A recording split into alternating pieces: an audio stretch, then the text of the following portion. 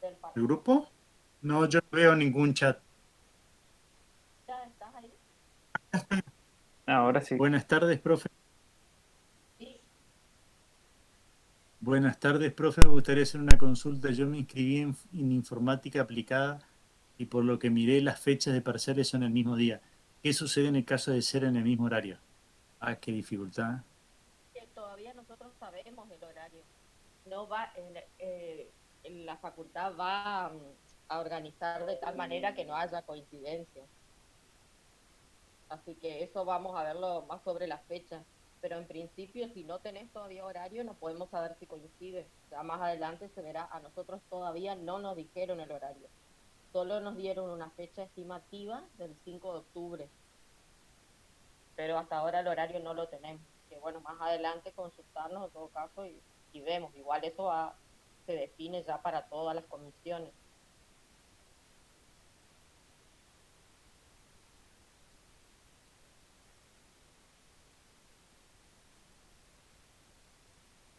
Profe, hola, buenas tardes. Buenas tardes. Le consulto, no sé si es mi computadora o qué, pero yo le escucho muy despacio, a diferencia del profe Tolosa. Ya voy a ver si yo no tengo... Ah, no, tengo todo el volumen que puedo. Voy a tratar de hablar más fuerte en todo caso. ¿Ahí no me escuchás? Sí, sí, se le escucha, profe, se le escucha, pero se le escucha muy bajo, a diferencia de los otros profe que a ellos sí se le escucha bien. Ah, bueno. Bueno, voy a tratar de... Ahí. Voy a tratar de hacerlo Sí, ahí más sí fuerte hay, profe, ahí posible. sí. Bueno, bueno. Esperen un momentito si quieren. Hay entró Fede también, pero recién lo vi. Hola, buenas tardes. ¿Cómo andamos? Hola, Fede. Hola Fede, ¿cómo estás?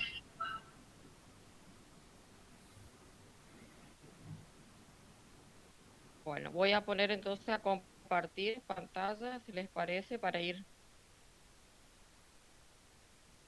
empezando.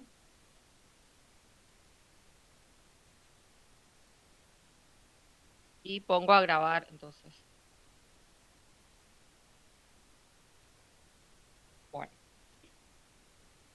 vamos a continuar entonces con el capítulo 3 que habíamos iniciado en la clase anterior. Vimos los sujetos del derecho privado y hablamos de las particularidades o las disposiciones generales en materia de persona jurídica, ¿no es cierto? Vimos que tenía un momento del nacimiento de la persona, hablábamos que las personas jurídicas, a diferencia de las personas humanas, tienen limitada su capacidad a su objeto, ¿no es cierto?, al fin o al objeto para el cual fueron constituidas. Comenzamos viendo las que requieren autorización para funcionar y dentro de ellas habíamos quedado desarrollando el tema de la asociación civil, que dijimos que eran justamente agrupaciones de personas que posibilitaban llevar a la práctica o hacer efectivo un derecho constitucional que es el derecho de asociarse con fines útiles. En el caso de las asociaciones vimos el acto constitutivo, vimos que se podría realizar, digamos, a través de un instrumento que debía ser evaluado por la autoridad encargada de otorgar esa autorización para funcionar, que dijimos que es la Inspección General de Personas Jurídicas en el caso de la Ciudad Autónoma de Buenos Aires o la Dirección de Personas Jurídicas en el caso de la provincia del Chaco o Corrientes. Vamos a ver ahora, como dijimos también en el principio de la unidad y relativo a los atributos de las personas, habíamos visto que las personas jurídicas, la única posibilidad que tienen de actuar es a través de representantes, ¿no es cierto? Y dentro de esos atributos hablábamos de la capacidad limitada a su objeto, es decir, a, al, a su finalidad o para qué fueron constituidas. Vamos a ver entonces en el caso de la asociación que para poder llevar a cabo ese objeto que dijimos antes, un objeto de bien común, es decir, que no tiene una finalidad lucro, eso es lo que debe quedar bien claro en el caso de la asociación civil, vemos que para poder hacer efectivo su objeto va a necesitar de órganos de gobierno que posibiliten llevar justamente a la práctica ese objeto y concluir o conseguir ese fin que se han propuesto, ya sean de los más variados, como dijimos. Una asociación civil puede tener fines deportivos, culturales, fines de preservación del medio ambiente, solidarios, de investigación, científicos, etcétera. Dentro de la asociación civil encontramos tres tipos de órganos a través de los cuales va a cumplir ese objeto, que son las asambleas, la comisión directiva y un órgano de fiscalización interna. Entonces, ¿cómo se sabe, cómo sabemos nosotros? Como bien acá lo dice, la voluntad de la persona jurídica se va a conformar, ejecutar y vincular con terceros por medio de sus órganos. Es decir, son los órganos de la persona jurídica los que van a realizar acciones, los que van a celebrar contratos, los que van a llevar a cabo los actos que se encaminen al cumplimiento de su fin. Pero ¿cómo podemos saber nosotros a qué lo habilita el ordenamiento jurídico a estos órganos? Dijimos que justamente la capacidad estaba determinada por aquellas facultades que el ordenamiento jurídico le daba a cada uno de estos órganos. Vemos entonces que la competencia, o sea, cuando hablo de competencia me refiero a aquello que los órganos pueden realizar, está establecida en la ley, porque bien estamos desarrollando desde la clase anterior, todas estas disposiciones están contenidas en el Código Civil y Comercial. Pueden surgir también de ese acto constitutivo que hablamos cuando enumerábamos en el artículo 170 todas las condiciones o recaudos que debía tener el acto constitutivo, donde se fijaba quiénes conformaban la asociación civil, cuál iba a ser el objeto de esa asociación, qué tipo de asambleas se iban a desarrollar, qué facultades disciplinarias iban a existir, qué obligaciones tendrían los asociados, qué destino se iba a dar a los bienes en el caso de disolución. Todo eso, decíamos nosotros, forma parte de ese acto constitutivo y también puede formar parte de una norma trascendental para la vida de la institución, de la persona jurídica, como lo es el estatuto. Entonces, si uno quiere conocer y tener conocimiento del objeto de la persona jurídica, a qué se va a dedicar esa persona jurídica, cuál va a ser su finalidad, y a su vez conocer por medio de qué órganos va a cumplir esa finalidad, podemos encontrar o conocer acerca de ella justamente recurriendo a estos instrumentos: la ley, el acto constitutivo o el estatuto. Entonces, dijimos que los órganos son los que permiten llevar a cabo justamente ese objeto que se propone la persona jurídica, por eso se habla de una competencia funcional, es decir, de qué manera cada uno cumple sus funciones. Es decir, cada órgano va a tener una función que le es característica. La asamblea es el órgano más importante que tiene la asociación civil y es un órgano de carácter deliberativo. ¿Qué quiere decir? Es un órgano donde se discute, se vota, se toman decisiones para lograr a cabo la finalidad perseguida en el objeto. Entonces, se genera la voluntad social y se adoptan decisiones trascendentes que rigen la vida institucional. Las asambleas pueden ser de tipo ordinaria, es decir, las que se prevén para cuestiones cotidianas o comunes del desenvolvimiento de la entidad, o pueden ser extraordinarias cuando surja algún evento, digamos, puede ser una cuestión de decidir una sanción disciplinaria, o si de pronto se ha producido algún incidente, como puede ser roturas o digamos algún desastre que haya provocado en las instalaciones, por ejemplo, si es una institución deportiva o algo así inesperado, digamos, también puede ser convocado a una asamblea de tipo extraordinaria. Es decir, para cuestiones que son diferentes a las que hacen a la cotidianidad. En cuanto a la comisión directiva, tenemos que decir que es un órgano de ejecución, es decir, lo que va a hacer este órgano es llevar a la práctica, llevar a cabo aquellas decisiones que tome la asamblea. Y a su vez, esa comisión directiva tiene la representación de la entidad, es decir, está conformada generalmente por un presidente, secretario, tesorero, y representan a la asociación civil frente a los terceros, es decir, tienen una representación frente a la sociedad.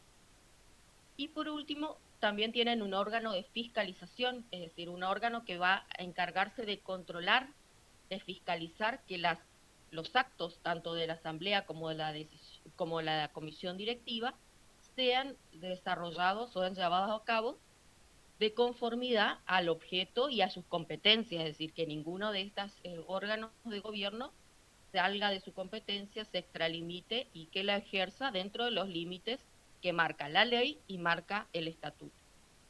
En aquellas pueden ser el órgano de fiscalización unipersonal, estará en cabeza de un síndico, o bien va a ser pluripersonal, como comisión revisora de cuentas, en el caso de aquellas asociaciones civiles que tengan más de 100 miembros. Eso lo dispone la ley. Como consecuencia de esta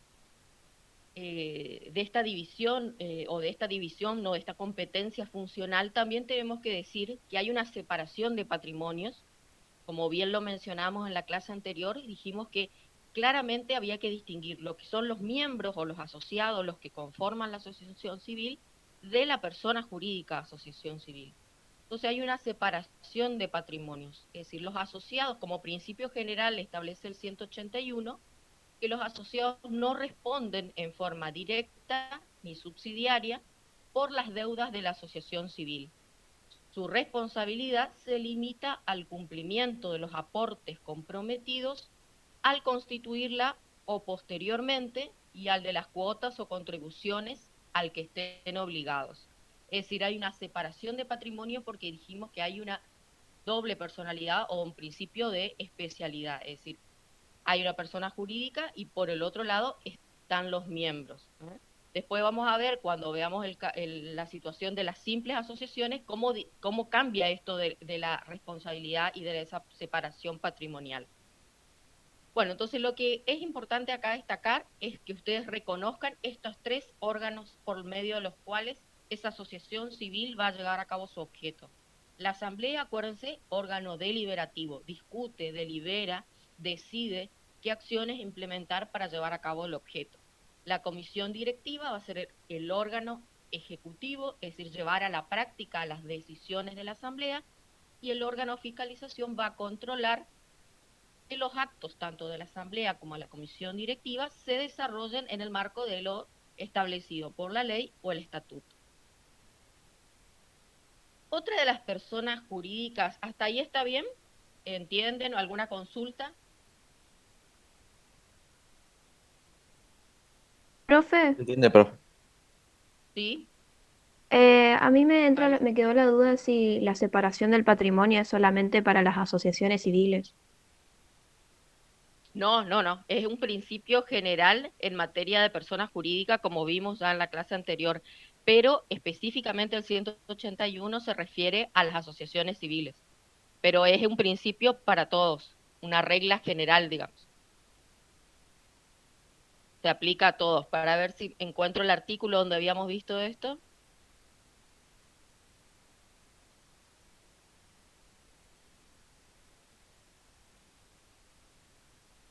Acá.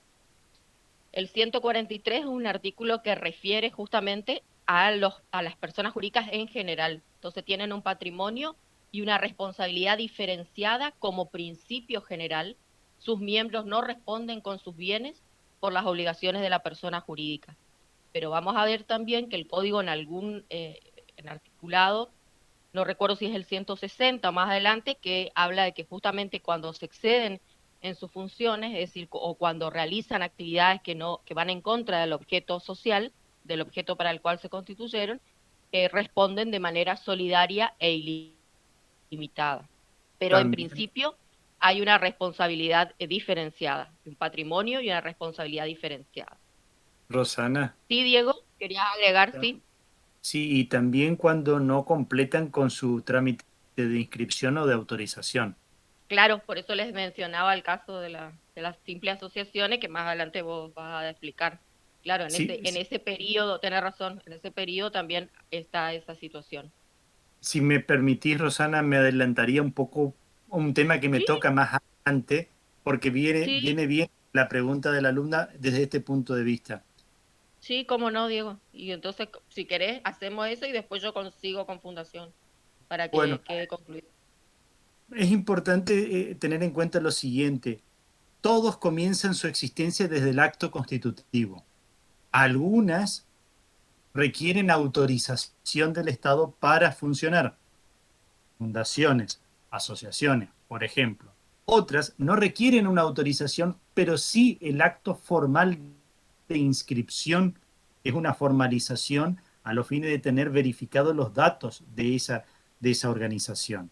El caso, por ejemplo, de las sociedades. Es decir, su existencia comienza desde el acto constitutivo, pero recién se lo tiene formalmente inscripto con el acto estatal que le da un número de inscripción, de tomo, de folio, donde está el legajo de antecedentes de esa sociedad. Y entonces, ¿cuál sería el detalle? Todas comienzan siendo una simple asociación hasta que adquieren el ciclo de madurez con la autorización estatal, si son fundaciones o asociaciones, o el acto formal de inscripción en el caso de las sociedades. En ese interregno que existe desde el acto constitutivo y el acto de autorización o su equivalente, el acto de inscripción, para aquellas que no requieran autorización, es un periodo que deben transitar, que todas transitan sí o sí, porque deben completar una serie de documentación. Y siempre son visadas, verificadas por los organismos de Contralor, que sería en este caso la Inspección de Personas Jurídicas y Registro Público de Comercio. Ese interregno puede durar un tiempo mínimo, 2 meses, 3 meses, que más o menos duraría una inscripción o una autorización, o puede prolongarse a 6 meses, hasta un año, si es que no se tiene la celeridad necesaria tratando de subsanar los defectos u omisiones que advierte la autoridad de Contralor. ¿Qué ocurre? Si tienen la prudencia de solamente actuar a los fines de completar con el trámite administrativo, sea de autorización, sea de inscripción, y no realizan ninguna otra actividad, están protegidos por la prudencia.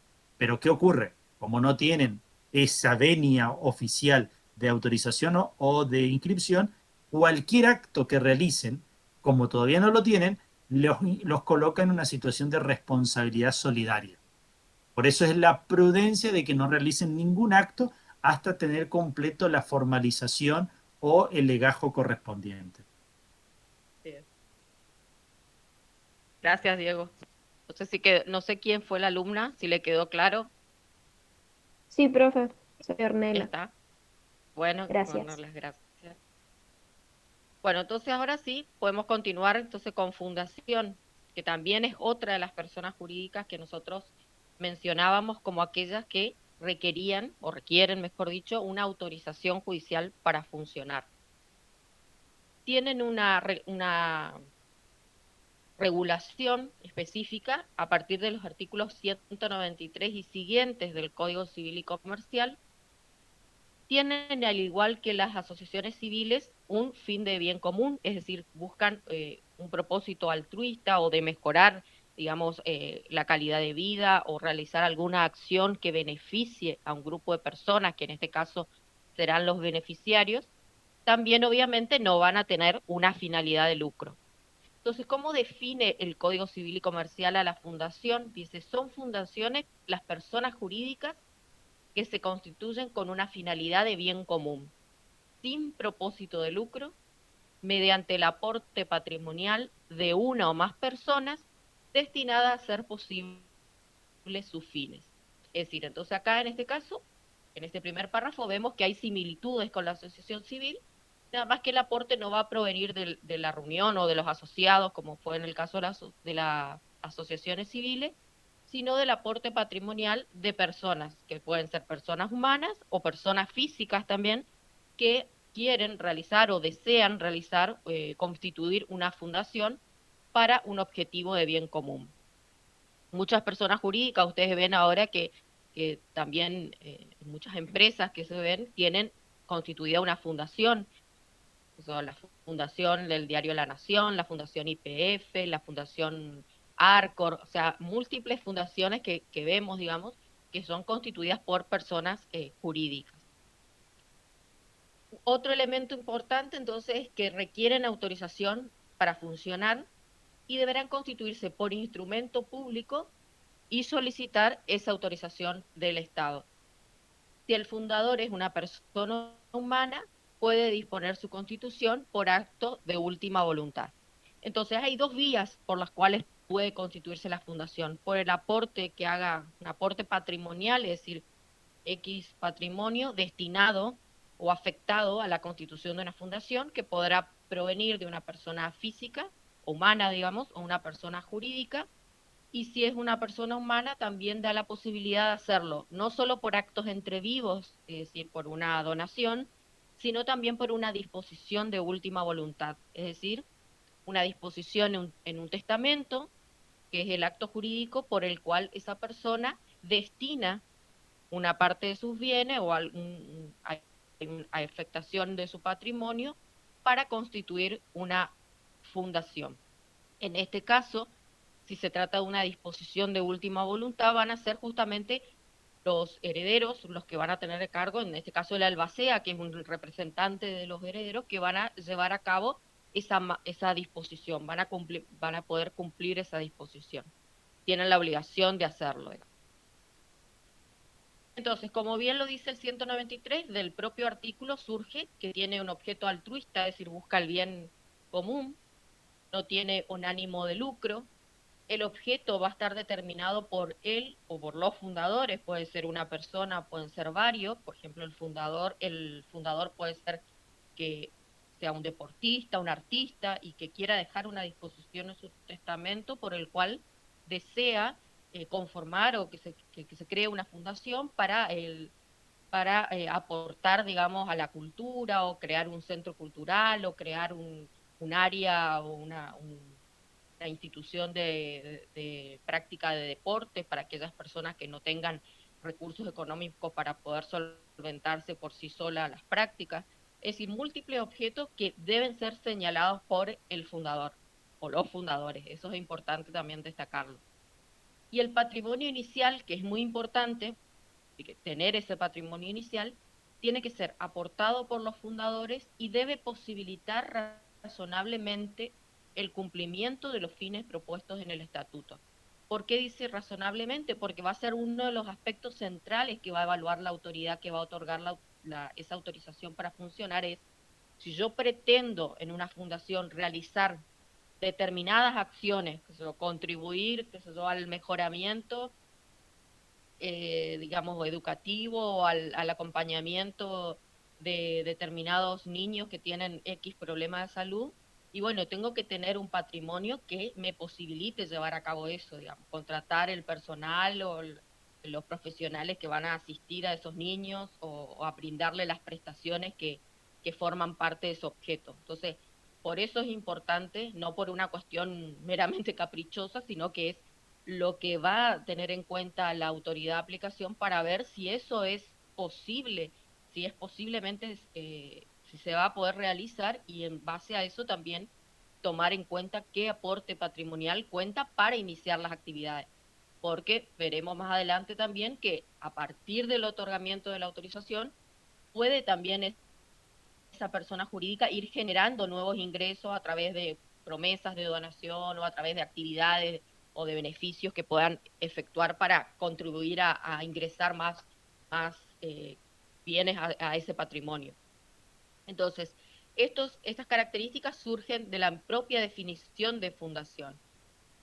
¿Cómo se va a constituir la fundación? También acá volvemos a las dos posibilidades. Como dice, el acto constitutivo de la fundación debe ser otorgado por él o los fundadores, o apoderado con poder especial, es decir, esto en el caso de las personas humanas, digamos, tienen, o personas jurídicas también, que lo hagan a través de un representante o en forma personal. Eso sí se lo hacen por actos entre vivos. Y la última opción que le estaba contando, que era la posibilidad de hacerlo a través de una disposición en un testamento, es también el acto constitutivo puede estar autorizado por el juez del sucesorio si lo es por disposición de última voluntad. Entonces, de este artículo lo que podemos sacar en claro es que la forma de constituir una fundación puede ser por actos entre vivos o bien por disposiciones de última voluntad. Al igual que el que vimos ya el artículo que hacía referencia a las asociaciones civiles, también para las fundaciones el código regula y prevé cuáles son todos los elementos que debe contener ese acto constitutivo. Primero habla de los datos del o los fundadores, es decir, si son personas humanas, todos los datos que permitan individualizarlo: nombre, estado civil, nacionalidad, profesión, número de documento. Si actúan a través de apoderados, quiénes son los apoderados autorizados y todos los datos relativos a ellos también. Si los fundadores son personas jurídicas, entonces la razón social o denominación, el domicilio, si es su inscripción registral y la representación de quienes comparecen por ella. Por ejemplo, usted, una X empresa, una empresa comercial, digamos, que quiera crear su fundación, o una SRL que a su vez crea una fundación, entonces tiene que acreditar todas esas condiciones en el acto constitutivo. ¿Cuál es su razón social? ¿Cuál es su domicilio? ¿Quiénes son sus representantes que concurren a ese acto para realizar, manifestar la voluntad de formar parte o de constituir esta fundación? Otro de los requisitos también es colocar, digamos, en el acto constitutivo el nombre de la fundación y el domicilio. Fíjense cómo ahí van repasando todo lo que vimos en la primera parte, que son los atributos de las personas jurídicas en general. Todo eso se va integrando acá y van viendo cómo el código exige que cumplan todas esas condiciones. Otro elemento es designación del objeto, debe ser preciso y determinado. Es si el código le pide acá que haya una claridad, que sea concreto a qué se va a dedicar esa persona jurídica, qué finalidad busca, obviamente, por qué tiene que estar preciso y determinado, porque también acá la autoridad que va a otorgar esa personería jurídica y le va a permitir actuar a la fundación tiene que evaluar si ese objeto es un objeto de bien común, si ese objeto persigue un fin altruista, si no hay ánimo de lucro, todo lo que conforma la característica o lo que caracteriza, mejor dicho, a la fundación. Otro aspecto también es el acto constitutivo debe señalar qué patrimonio inicial cuenta la fundación, cómo se va a integrar el patrimonio, es decir, hacer un inventario de esos bienes. Bueno, tenemos X cantidad de aportes en dinero, un inmueble, un bien mueble, lo que fuera, todo un inventario, un detalle de los bienes con los que se cuenta de manera inicial, y también los recursos futuros, porque como bien saben, puede haber promesas también de donaciones o de aportes que se hagan, y en ese caso la persona jurídica, la fundación, tiene acciones para exigir el cumplimiento de esas promesas de donación. Entonces también ahí vemos claramente la separación que existe entre lo que es la persona jurídica y los fundadores o los órganos de gobierno. Rosana. El plazo de duración, ¿sí? O sea que la moraleja sería: tengan cuidado y sean prudentes de no prometer una donación. Una donación porque es exigible. Sí, hay acciones para exigir. Así es. El plazo de duración, ¿se acuerdan que vimos cuánto iba a durar una persona jurídica, cuánto podía durar? Y dijimos que de estilo generalmente se ponía ese plazo extenso de 99 años como una forma también porque si se imaginan ustedes, si se ponen plazos más cortos, quizá también si la acción o el objeto se sigue desarrollando, sigue la necesidad de seguir concretándose en la práctica el objeto, implicaría también una necesidad de ir modificando el estatuto. Entonces es una forma también de mantener eso, establecer un plazo como de uso o de costumbre, digamos. También otro aspecto importante es que el acto constitutivo va a determinar también cómo se va a organizar el Consejo de Administración, que es un órgano, digamos, dentro de la fundación, cuánto van a durar en los cargos los miembros, cuál va a ser el régimen de las reuniones, y qué procedimiento se va a seguir para designar a sus miembros. Y también las cláusulas atinentes al funcionamiento de la entidad, que sabemos que eso también es parte o forma parte de lo que hablamos hoy, que dijimos que es el estatuto, ¿no es cierto? Entonces, lo principal acá es tener en cuenta que en el acto constitutivo deben estar el detalle principalmente de quienes intervienen, ya sea personalmente o a través de apoderados. Debe constar también el nombre de la fundación, a qué se va a dedicar, y el aporte patrimonial, o sea, qué bienes tiene para llevar a cabo ese objeto que se propone, y el plazo de duración de la misma. Otro aspecto también a tener en cuenta en el acto constitutivo es el procedimiento y régimen para la reforma del estatuto, la fecha de cierre del ejercicio anual de la entidad, las cláusulas de disolución y procedimiento atinentes a la liquidación y al destino de los bienes. ¿Se acuerdan cuando vimos en la clase anterior las distintas causales de disolución de las personas jurídicas que reglamenta el artículo 163, ¿no es cierto? Esas son generales y se pueden aplicar a todas, pero a su vez la fundación, cuando se da su estatuto, cuando se dicta su estatuto, puede prever qué cláusulas de disolución tiene y también qué destino se va a dar a los bienes en el caso de la liquidación, ¿no es cierto? También le exige que mencione, el código habla de un plan trienal de acción, es decir, qué acciones, qué actividades va a realizar esta entidad, la fundación, durante los primeros 3 años de vida. Y se debe designar en el acto constitutivo a los integrantes del primer consejo de administración y a las personas que van a estar facultadas para solicitar esa autorización para funcionar. Es decir, ven ustedes acá que son muchas cuestiones las que se tienen presente para poder otorgar, y esas van a ser evaluadas por la autoridad que va a justamente otorgar la autorización para funcionar. ¿Sí, Diego? Sí, en el tema de la exigencia del plan trienal de acción tiene que ver con que las fundaciones son personas jurídicas que tienen una preferente atención de contralor por parte de la autoridad pública, esencialmente porque también tienen unos ciertos beneficios impositivos y de tal manera de que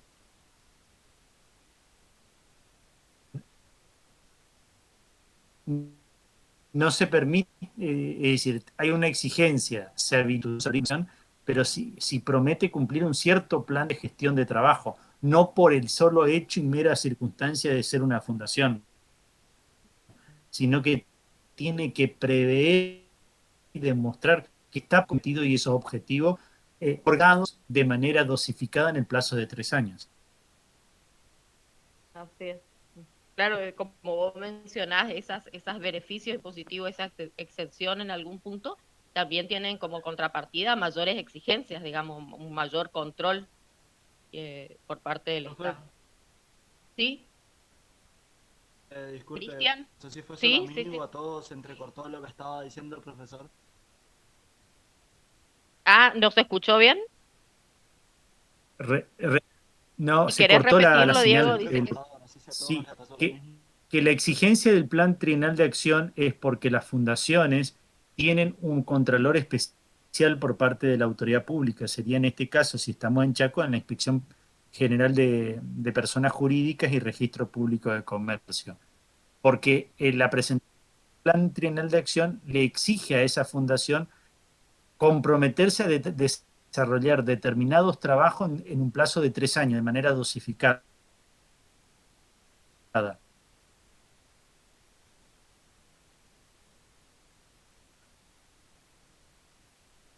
sí, ahí se le corta. No, lo que dice, lo que el profesor decía es De tal justamente manera que la que autoridad pública ahí después está, pueda sí. controlarse.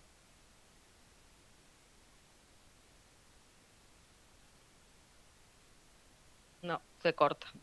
Bueno. Entonces, si vos Sí, tenías una ahí consulta, estoy. Cristian, ahí está, ahí está. Ujú.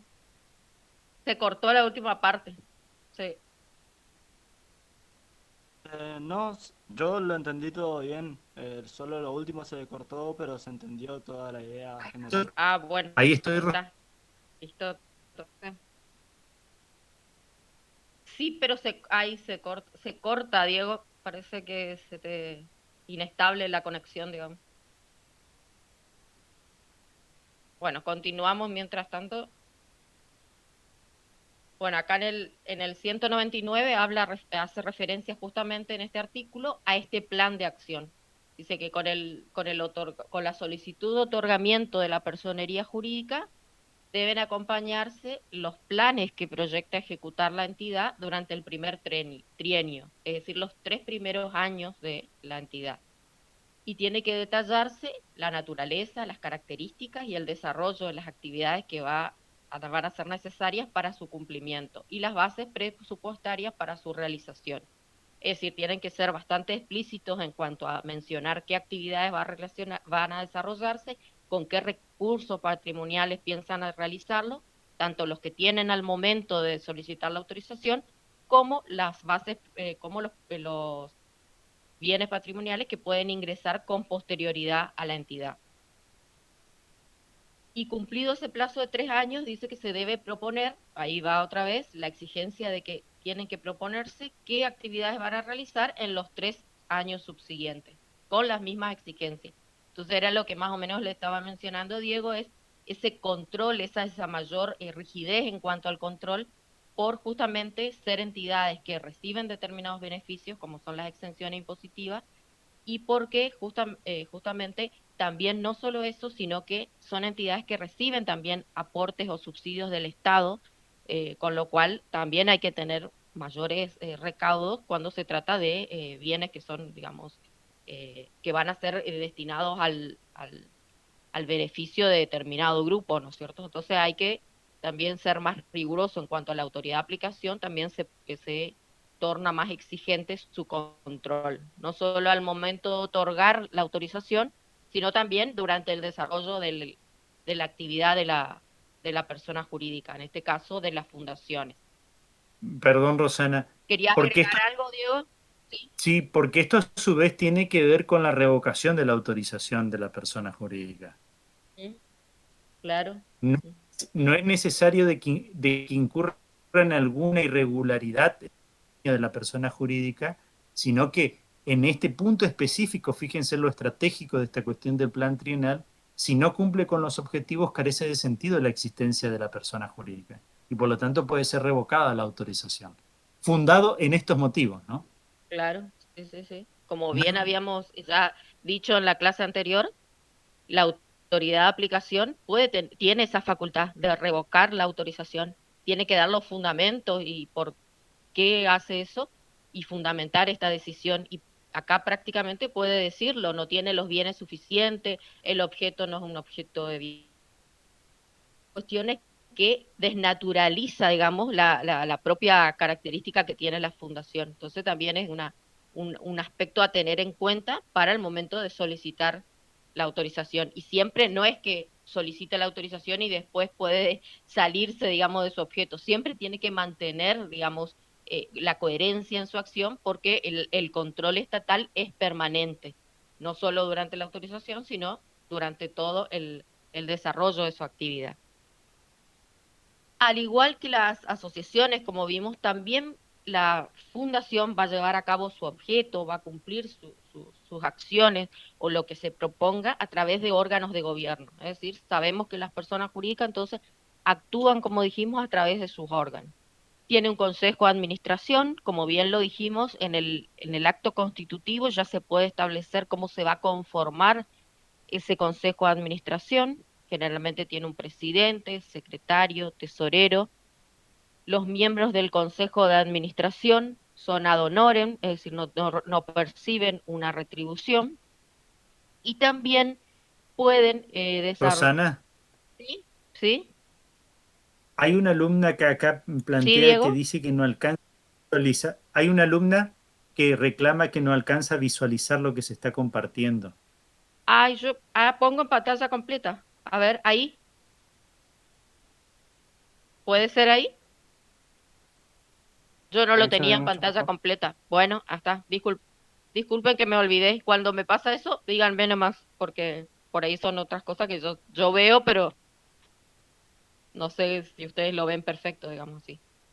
Bueno, entonces el Consejo de Nosotros, Administración, Nosotros Me lo parece vemos, que una cuestión de la- señal o algo por el estilo de conexión, porque lo que no es la imagen en general, digamos, Yo pensé que no el no contenido. alcanzaba a ver la filmina completa, entendí yo como no alcanzaba a ver.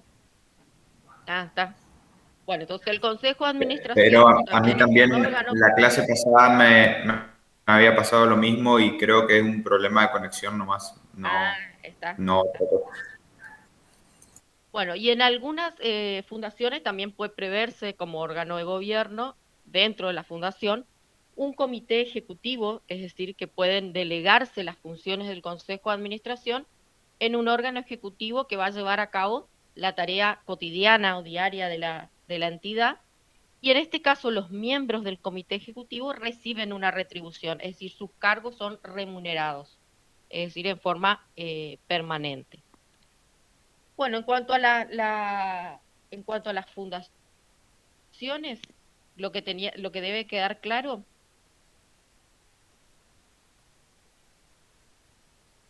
es, vamos a repasar entonces el comienzo. Dijimos que las fundaciones, al igual que las asociaciones, tienen una finalidad de bien común, no persiguen un ánimo de lucro. En cuanto a la constitución, dijimos que puede ser a través de actos entre vivos, es decir, una persona física, una persona humana, perdón, porque siempre tengo que incorporar el humano, porque tengo el código de Vélez acá, la persona humana o personas jurídicas que deciden conformar una fundación, si lo hacen por actos de entre vivo o lo pueden hacer también por disposiciones de última voluntad, es decir, a través de una disposición en un testamento. Hablamos entonces del acto constitutivo, todos los datos que debe contener, datos relativos a los fundadores, al nombre de la fundación, al aporte patrimonial que va a tener la entidad para iniciar sus actividades, al objeto, a los órganos de gobierno que van a desempeñar las funciones, a las facultades que van a tener los órganos de gobierno, a las causales de disolución, al destino de los bienes en el caso de liquidación, todas esas constancias que deben formar parte del acto constitutivo. Y por último hablamos justamente que esas funciones o ese objetivo que se propone y que está tanto detallado en el acto constitutivo como también en el cuerpo normativo, que es el estatuto, va a poder llevarse a cabo, va a poder cumplirse justamente con la acción o con las acciones que llevan a cabo los órganos de gobierno de esta fundación, que son el Consejo de Administración, generalmente recae sobre 3 personas, presidente, secretario, tesorero, que también tiene la posibilidad el fundador de poder reservarse el cargo de presidente cuando se realiza el acto constitutivo. Y recuerden que estos cargos no son remunerados y en el caso del comité ejecutivo sí son cargos remunerados y ejercen funciones por delegación del Consejo de Administración. Bueno, acá en el artículo 213 dice que las fundaciones deben destinar la mayor parte de sus ingresos al cumplimiento de sus fines. Ahí claramente en esa disposición nos remite nuevamente al control estatal que existe sobre la persona jurídica, en este caso la fundación. No solamente va a otorgar la personería o va a otorgar la autorización para funcionar, sino que también esa fundación que va a seguir incrementando su patrimonio, va a ingresar bienes para cumplir sus fines, tiene que destinarlo a ello. Por eso el contralor permanente de la autoridad de aplicación de que esos bienes sean destinados para cumplir esos fines. Dice que debe informarse a la autoridad de contralor, que en este caso cuando hablamos de autoridad de contralor será la misma autoridad que otorga la personería, es decir, la Dirección de Personas Jurídicas, deberá informarse en forma clara y concreta sobre esos objetivos buscados y la factibilidad material del cumplimiento. Entonces, no solamente decir, me propongo realizar esto y esto y estas acciones que forman parte de mi objetivo, sino cuento con tales bienes o tales ingresos que me permiten llevar a cabo ese objetivo, ese objeto, digamos. Y de igual manera deben informar, dice la Fundación, a la autoridad de Contralor, la realización de gastos que importen una disminución apreciable de su patrimonio. Fíjense cómo también acá se nota claramente el poder de la mayor rigidez o lo estricto del control estatal, en este caso, en cuanto a la parte patrimonial de la entidad, digamos. Entonces eso en cuanto a los bienes, a los ingresos.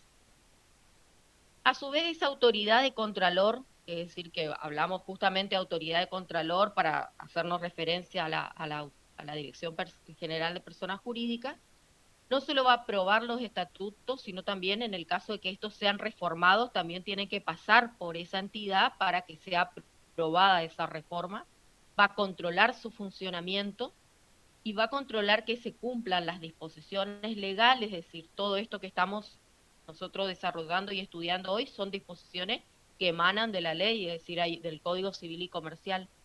Pero no solo la fundación va a estar sujeta a lo que marca o lo que establece el Código Civil y Comercial, sino también a lo que el propio estatuto, es decir, a lo que la norma interna de esa fundación prevea. Entonces va a fiscalizar el cumplimiento no solo de las disposiciones legales, sino también de las disposiciones estatutarias. Y fíjense acá, Clara dice, incluso en la disolución y liquidación. Fíjense, todo controla. Controla desde el inicio para otorgar la personería y controla hasta la liquidación. Fíjense, hasta el destino que le van a dar a los bienes cuando la persona jurídica ya no exista más. Entonces, queda claro en estas disposiciones que el control estatal es firme, es riguroso, en el sentido, en el caso de las fundaciones. Bueno, y eso es en cuanto al tema de las fundaciones. No sé si tienen alguna pregunta de asociación o de fundación para poder seguir con el desarrollo de los temas antes de avanzar.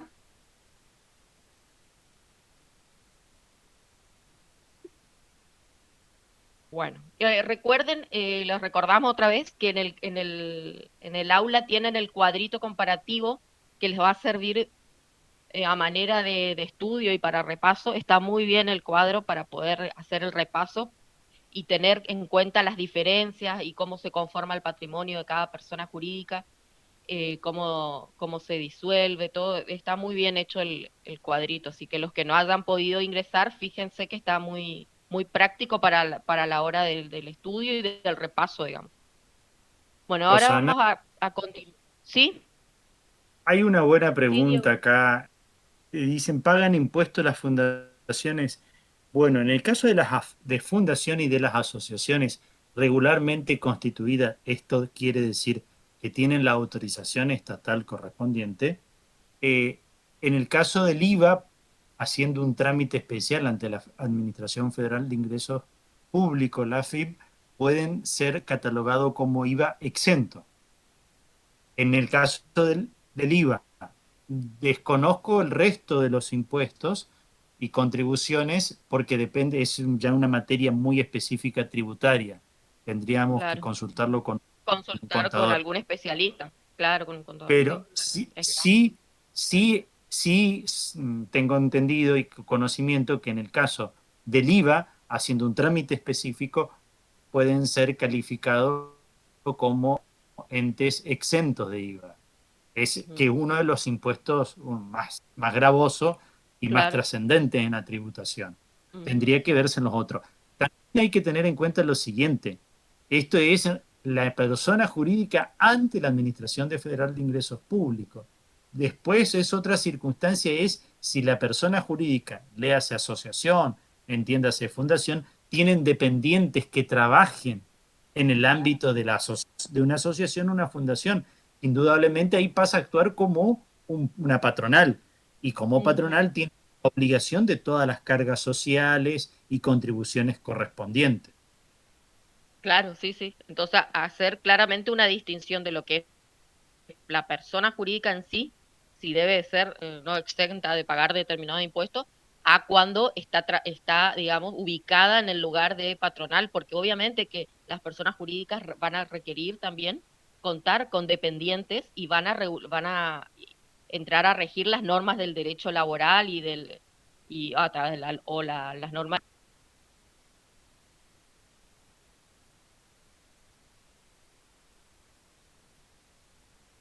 Así es. Bueno, gracias Diego por el aporte. Y bueno, ahora vamos a continuar entonces. ¿Te parece, Diego? ¿Vos querés que Sí. yo deje de compartir y vos compartís? Te voy a agradecer porque todavía no estoy entrenado acá con... Ah, ¿querés que te comparta? Sí, sigo yo, sí.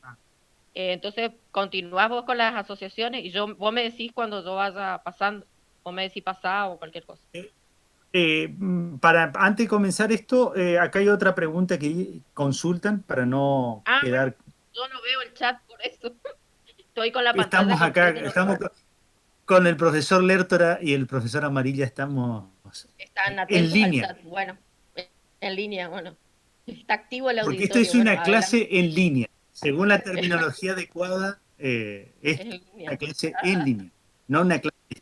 Pregunta, dice, ¿la Universidad de Cuenca de La Plata es una fundación? Yo personalmente desconozco Yo también. cuál es la personería jurídica de la Universidad de la Cuenca de La Plata. Fede, no sé si vos tenés referencia. No conozco. Ahí acabo de googlear haciendo uso de estos medios virtuales Ajá. En y línea. según la página oficial de la Universidad de Cuenca de Plata dice en su historia de cómo se creó, nació en 1993 por el impulso de la fundación de Jean Piaget en Ah, 1992. O bien. sea, así nació como una fundación, pasó a ser una institución y por lo visto posteriormente fue modificando su situación jurídica. Sí, sigue siendo una fundación. Por lo menos hasta donde yo tenía conocimiento, seguía siendo una fundación. Ah, Mira. Mira que bien. desconocía eso. Qué bueno. ¿Viste cómo Bien. se aprende? Porque todos los Sí, días se ya. aprende algo nuevo. Por eso es importante que participen. Sí. Regionalmente, la fundación que más conocemos de referencia regional de corriente es la Fundación Cardiológica. Es Ajá. es un centro en temas cardiológicos de referencia en la región Claro, y en el en la país, y es región. muy, muy Sí, prestigioso. Bueno, sí. me toca comenzar a desarrollar nuevamente el tema de simples asociaciones. Como para retomar, todo lo que son personas jurídicas con fines de lucro o sin fines de lucro, estamos hasta el momento desarrollando lo que sea sin fines de lucro. Su momento constitutivo es el momento de su nacimiento es el acto constitutivo. Cuando se produce el acto constitutivo, nace la asociación, nace la persona jurídica. Pero depende de qué perfil tenemos, si es una asociación civil o es una fundación o una mutual o es una cooperativa, su regular constitución se produce con la autorización estatal correspondiente. En ese tiempo, desde el acto constitutivo hasta la regular constitución con el reconocimiento por parte de la autoridad pública, estamos en esa etapa de las simples asociaciones. Y que lo define bien el artículo 169 que dice, son aquellas que no han obtenido la autorización estatal para funcionar. La pregunta es, ¿existen? Sí existen. ¿Desde cuándo? Desde su acto constitutivo. ¿Cuál es el riesgo que están asumiendo mientras tanto hasta que obtengan la autorización estatal? Se produce una confusión entre el patrimonio de los miembros y la actividad de esa simple asociación y por lo tanto los actos que realicen en esta etapa implica una responsabilidad solidaria y por lo tanto un alto riesgo para sus constituyentes. El 99,99% de las asociaciones o de las fundaciones o de las personas jurídicas comienzan siendo su simple asociación y transcurre un cierto tiempo que de acuerdo a la diligencia, al ímpetu y a las ganas de que comience a obtener la autorización estatal, pueden durar 3 meses, 6 meses, un año. Hay personas jurídicas que pasaron 4 o 5 años y nunca completaron la documentación, nunca obtuvieron la autorización estatal y por lo tanto siguieron siendo simples asociaciones, con los riesgos jurídicos que eso implica. Eh, el, como recién mencionábamos, el artículo 189 dice, vi con precisión, comienza su existencia, es todo un trabajo administrativo obtener el reconocimiento de la autoridad estatal. implica un cierto ejercicio de diligencia, dedicación, verificación de la documentación, de subsanar los errores u omisiones que tenga la documentación. Y eso es un trámite eminentemente administrativo ante la Inspección de Personas Jurídicas y Registro Público de Comercio. Ustedes, futuros contadores, les va a ocurrir en infinidad de ocasiones donde los convoquen, les pidan, les soliciten asesoramiento para realizar esta actividad. Una saludable recomendación es que lo hagan de una manera interdisciplinaria. Hay aspectos que son esencialmente contables en el trámite y hay otros aspectos que son esencialmente de dimensión jurídica. Por eso es recomendable, ustedes como estudiantes de ciencia económica el día de mañana que estén en el ejercicio de la profesión, que cuando venga un cliente, cuando venga un grupo de personas a pedirle la asistencia, recomienden trabajar con un profesional de la abogacía conjuntamente. Y viceversa también es la recomendación para un profesional del derecho que también trabaje con un contador. Porque hoy sobre todo, los sistemas, las regulaciones y también los procedimientos implican una interacción entre abogados y contadores. Y hay una cuestión que en nuestra materia no necesariamente lo tenemos que hacer hincapié. Puede la persona jurídica completar con el trámite de la autorización estatal, pero eso no implica que todavía esté en óptimas condiciones de desempeñarse como tal, porque le queda todavía la faceta de la habilitación ante la Administración Federal de Ingresos Públicos. Hoy día no se puede desempeñar ni de realizar ningún trámite, una asociación civil o una fundación, si no tiene el quit. Y el quit es un trámite esencialmente tributario y es una cuestión de competencia, de índole y de incumbencia profesional de los contadores. Por eso es importante que trabajen interdisciplinariamente con un abogado. Como también hay cuestiones, objeciones y observaciones de la autoridad administrativa, que es la Inspección de Personas Jurídicas, que necesariamente tiene que ser subsanada o reconducida por un profesional del derecho. ¿Podemos pasar a la siguiente?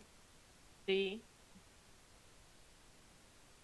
El acto constitutivo de una simple asociación, que es una futura asociación civil, una futura fundación, es por instrumento público o por instrumento privado con firma certificada por escribano público. ¿Por qué? Porque es necesario e indispensable que se pueda tener veracidad de la identidad de los constituyentes. Esta es la cuestión importante. ¿Podemos pasar al siguiente, Rosa? ¿Cuál es la ley aplicable? Las simples asociaciones se rigen en cuanto a su acto constitutivo, a su gobierno, administración, socios, órganos de fiscalización y funcionamiento, por lo dispuesto para las asociaciones civiles y las disposiciones especiales de este capítulo, enseña el artículo 188 del Código Civil y Comercial. Es decir, la estructura, el régimen, los requisitos, los parámetros que deben ser observados son el de las asociaciones civiles. Bien, entramos en el otro campo de las personas jurídicas que tienen que ver con un ámbito que todavía sigue siendo el bien común. Acá no persiguen... Profe, Sí, disculpe. Entonces las simples asociaciones son como una asociación civil o fundación en proceso. correcto. Es una asociación, porque justamente, ¿cuál es el propósito de toda asociación civil? Obtener y lograr el reconocimiento estatal de la autorización. ¿Tenemos Es señal? Ahí sí, ahí volviste. Ah, sí. El propósito de todo este tipo porque ¿qué ocurre? ¿Cómo es el ámbito para que nazca una asociación civil o una fundación? Es una serie de voluntades que se congregan, que se unen con un propósito de bien común. Por lo tanto, tienen que cumplir los parámetros legales para desempeñar y desenvolver ese bien común. Y eso se alcanza de manera regular con la autorización estatal, sea una asociación civil o sea una fundación. Mientras tanto, tienen que transcurrir el proceso para cumplir con los pasos administrativos de la documentación que se requiere para alcanzar esa autorización o ese reconocimiento. Sería una protoasociación, una asociación en vía de constitución que el círculo concluye con el reconocimiento estatal. Pero está bien el análisis y el planteo que está haciendo la alumna en este sentido.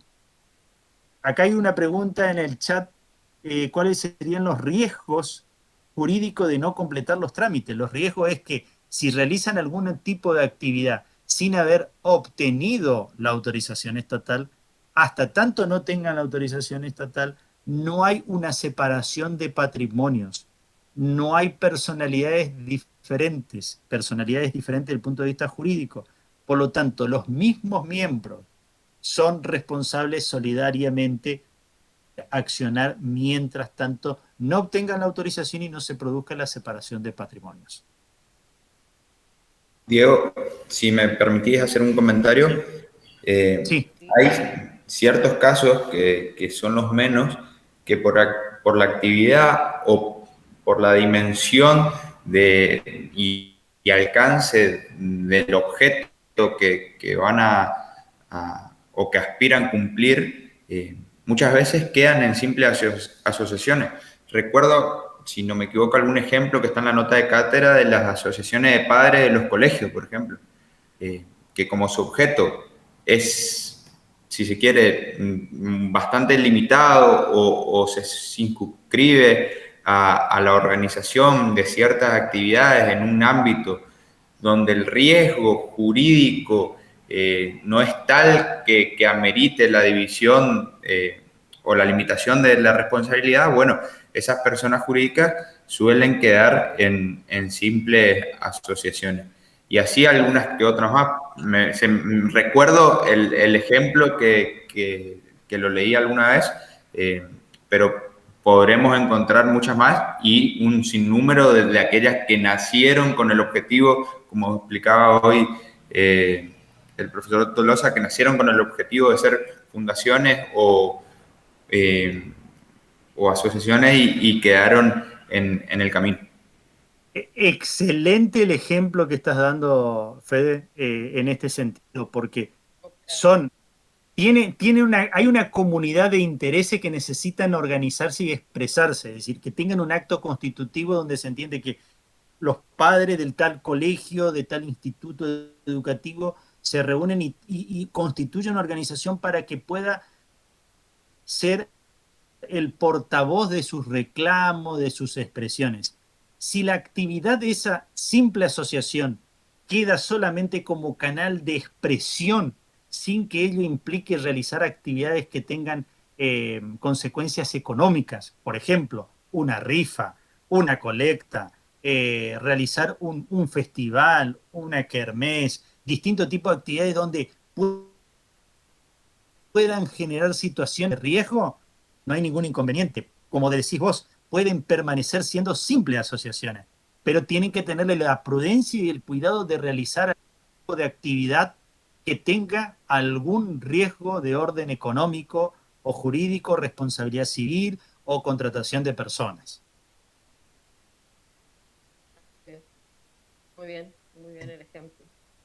Estamos en el campo de las personas jurídicas que persiguen una actividad de bien común, pero de un colectivo más acotado.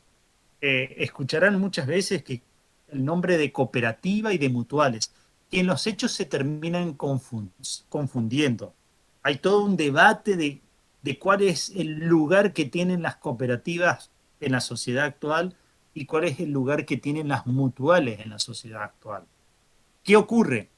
Si prestamos atención, las asociaciones civiles y las fundaciones se reúnen detrás de un bien común en beneficio de terceros, en beneficio de los demás.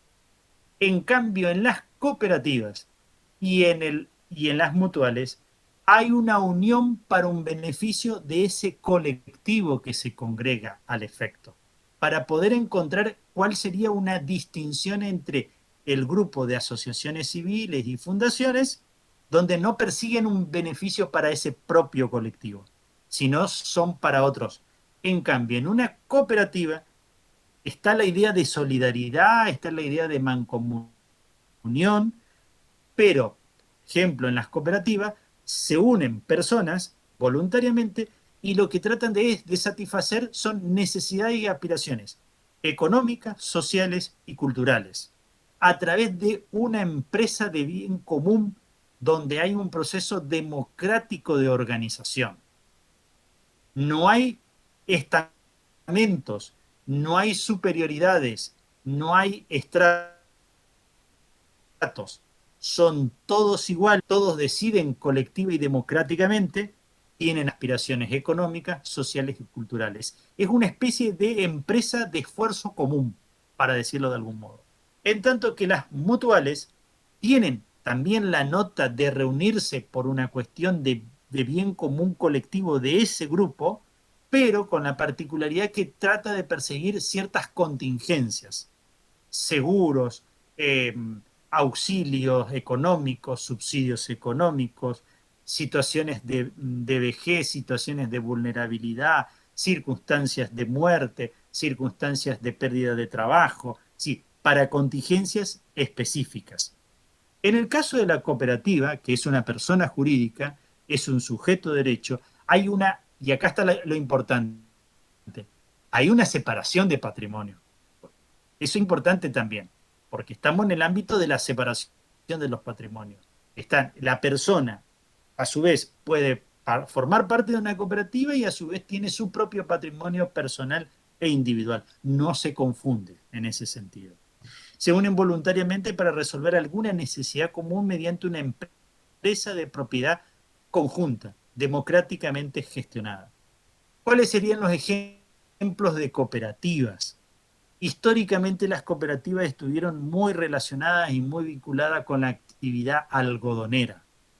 No sé tanto en Corrientes, pero acá en Chaco fue uno de los lugares donde existieron la mayor cantidad de cooperativas algodoneras, donde se reunían los productores algodoneros, pequeños y medianos productores algodoneros, para de esa manera gestionar la explotación de la producción algodonera, el acopio algodonero y la venta del producto final. Es más, muchas de esas cooperativas han logrado tener en su momento su propia desmotadora, es decir, para separar la fibra, para generar, digamos, los subproductos vinculados con el algodón. Hoy en día, las cooperativas que estamos advirtiendo en nuestra realidad social tienen mucho que ver con, por ejemplo, empresas que entraron en un proceso de insuficiencia y antes de entrar en un proceso de quiebra o de cierre empresarial, el dueño de la empresa hace un arreglo con sus trabajadores reciben una indemnización pactada y con la indemnización pactada, como ya es una empresa que está en el medio, los trabajadores conocen de esa actividad, saben cómo desarrollarla y por lo tanto tienen un conocimiento para gestionarla, se constituyen luego en cooperativa. Esto es lo que más o menos se advierte hoy en día. La ley, hay una ley específica para el tema de cooperativa que es la 20.337, que determina el objeto de la institución, el esfuerzo propio y la ayuda mutua de sus integrantes. ¿Qué implica esto?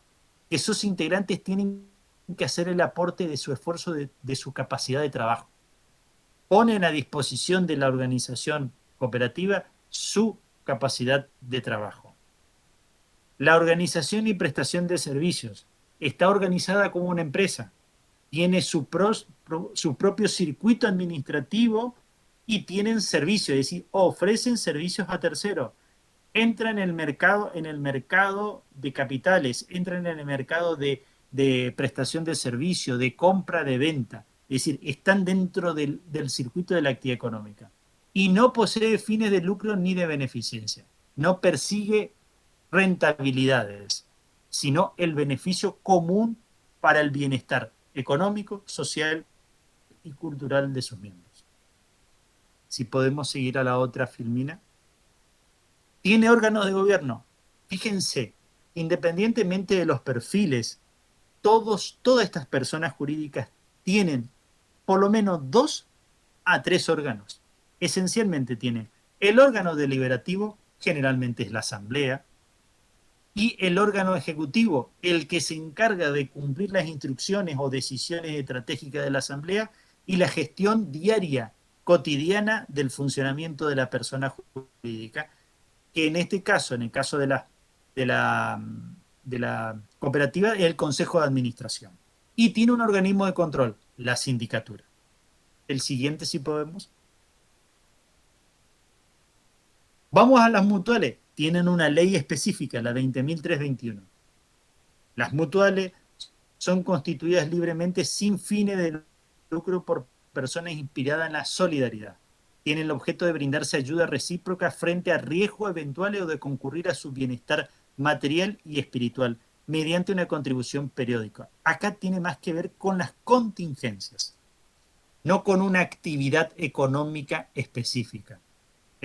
Fíjense que uno puede tener una cooperativa dedicada a la actividad algodonera, puede tener una cooperativa dedicada a servicios gráficos, una cooperativa dedicada a servicios gastronómicos de diferentes características. Acá, en cambio, estamos hablando de contingencias, es decir, la persona se enfrenta a contingencias materiales y espirituales que para tener un reaseguro, una forma de hacer frente, constituye y puede recurrir a la mutual.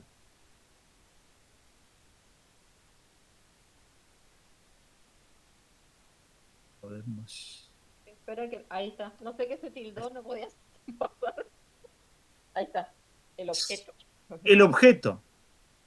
Son prestaciones mutuales aquellas que mediante la contribución o ahorro de su asociado o cualquier otro recurso lícito tiene por objeto satisfacer necesidades de los socios, ya sea mediante asistencia médica, farmacéutica, subsidios, préstamos, seguro, préstamo para la construcción y compraventa de vivienda, la promoción cultural, la educativa, la deportiva, la turística, la prestación de servicios fúnebres, como así también cualquier otra que tenga por objeto alcanzarles bienestar material y espiritual.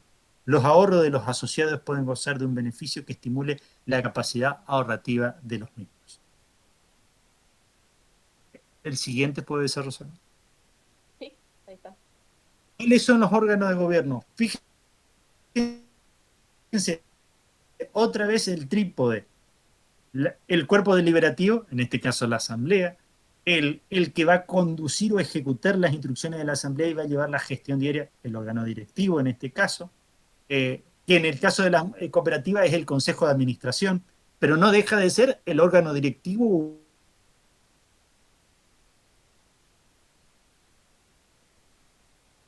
Ay, justo se tildó. o ejecutivo. Cámbiese de nombre, es su función esencial. Hola.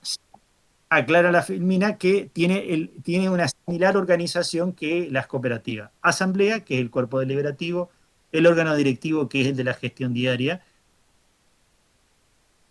y el órgano de control, que sería el órgano de fiscalización en este caso.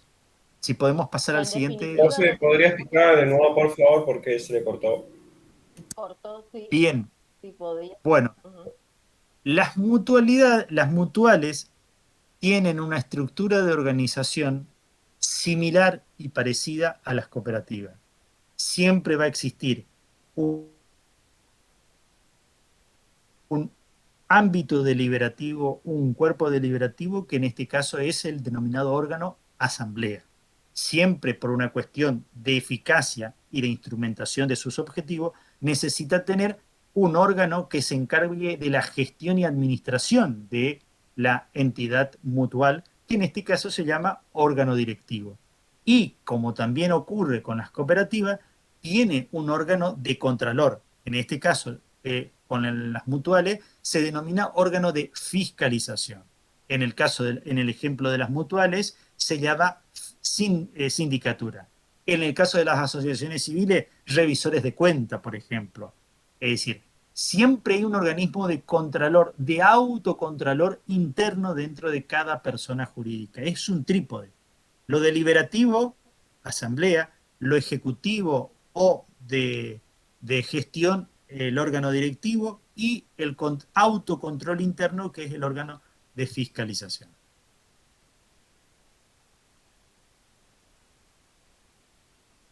Sociedades. Bien, acá tenemos que hacer una pausa para seguir, porque hasta hace un ¿Cuántos instante... minutos nos da? ¿Eh? Vamos a preparar un mate. ¿Cuántos minutos nos da de pausa? Y tienen una licencia de 3, 5 minutos. ¿Hacemos? Continuamos. No, continúa. Yo hago la pausa y tomo un sorbo de... De agua, sí. Profe, ¿Sí? Ahora entiendo por qué la profesora Seniquel las necesita previsoras tener el vaso a mano. serían Ay, mutuales sí, o porque impresionante, das dos... o Yo soy independientes. resedienta, sí. ¿Cómo, Cristian? Había una Alguien consulta. hizo una pregunta, sí. ¿Las previsoras entran en lo que serían mutuales o estoy en otra rama? Me parece que estaría dentro de las mutuales. ¿Vos te Sí, referís a previsión? Sí, como Sí, ejemplo de esas, sí. la previsora del Paraná tiene la estructura de mutuales. No conozco la constitución, por el tipo de pero servicio, yo creería que son más asimilables a las mutuales, sí. sí, a las mutuales. Bien, acá hay una referencia que dice, a ver, Cooperativa Liebig, Yerba Playadito. Bien, Sí, eso también leí. Mira, todo lo que vamos aprendiendo, mira. sí. Después también está la cooperativa de San Luis de Palmar, Corrientes, que justamente los trabajadores se hicieron cargo de la empresa que en su momento era Adidas. También para utilizar un ejemplo local, digamos, un caso interesante. Buenísimo.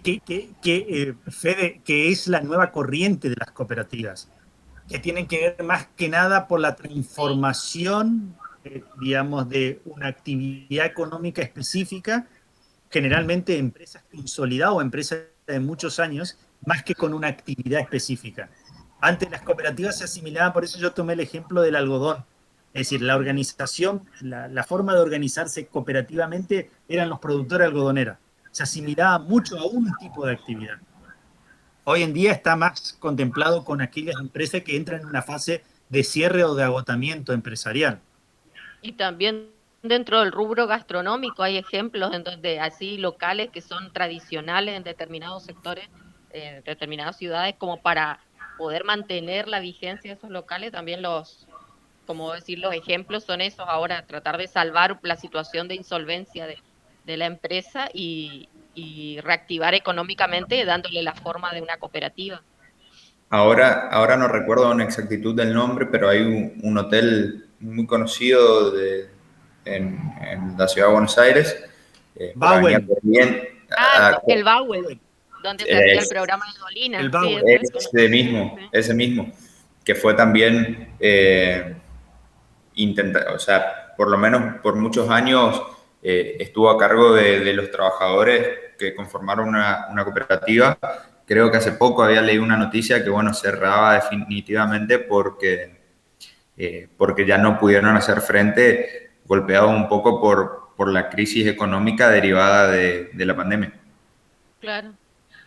Creo que lo mismo pasó con el café, el viejo café de la ciudad, creo que se llama, el Cerca que del estaba en la esquina Resistencia, sí. de Sí. Irigoyen y Güemes, Y Güemes, sí. también, para dar el ejemplo acá local, de la parrilla Don Abel, Sí. la antigua parrilla Don Abel que se convirtió después en el parrillero. Hago una pausa antes de entrar Ya vamos a tener hambre porque todos empezamos con la comida. Sí. Hago una pausa antes de entrar al tema de sociedades para que puedan ver los alumnos de cómo hay, y lo dice muy bien el profesor Lertora, que hay, digamos, conceptualmente cada uno de los capítulos a su vez se comunica e intercomunica con otros. En estos ejemplos que dimos, no dejan de estar presentes conceptos como, por ejemplo, el salvataje de empresas y el fondo de comercio. Sí, son cuestiones conceptuales que cuando ocurre una crisis empresarial de un emprendimiento X, se ponen en juego todas estas cuestiones conceptuales que La idea es tratar de elemento de conflicto y mantener la fuente de trabajo, porque se trata de emprendimientos que ya tienen un posicionamiento social, económico y una clientela también. Claro. No sé si querés agregar algo, Ahí, Fede. No, Dieguito, está perfecto. Era eso lo Bien. que... eso ya, mira, ya nos hiciste la introducción para la unidad que viene, cuando vamos a ver empresas, fondo de comercio, todo. Un elemento del fondo de comercio también la clientela, muy importante, La, sí. la clientela. Excelente. Bueno, Muy bien. hasta hasta hace un momento estábamos hablando de todos aquellos agrupamientos humanos que perseguían el bien común, sea para terceros o sea para un colectivo o un grupo determinado, como el caso de las cooperativas y mutualidades. Ahora entramos en el terreno de la sociedad de mercado, en el terreno del capitalismo, donde su protagonista principal es la empresa, que jurídicamente tiene una forma societaria. Esto es imprescindible decirlo para poder comprender dónde está situada conceptualmente la sociedad como tal, cuyo principal cometido es el fin de lucro. Dejamos todo lo que era sin fines de lucro y entramos en la faceta del fin de lucro. Y dice que habrá sociedad si una o más personas en forma organizada. Nota distintiva, que sea de manera organizada, conforme a uno de los tipos previstos en la ley. Es decir, tiene que estar dentro de una de las tipologías de nuestra Ley General de Sociedades.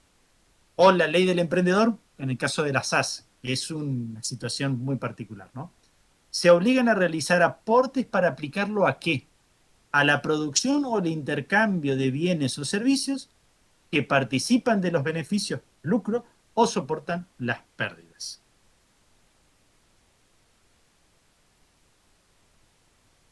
Que no sé, ahí está. No sé qué le pasa hoy, que no tengo que apretar fuerte.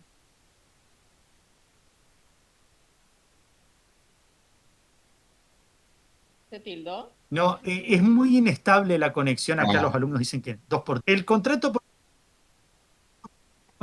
Ah, hola, hola. Ahí estamos. Bien. El contrato por el cual se constituye o modifica una sociedad se otorgará por instrumento público o privado.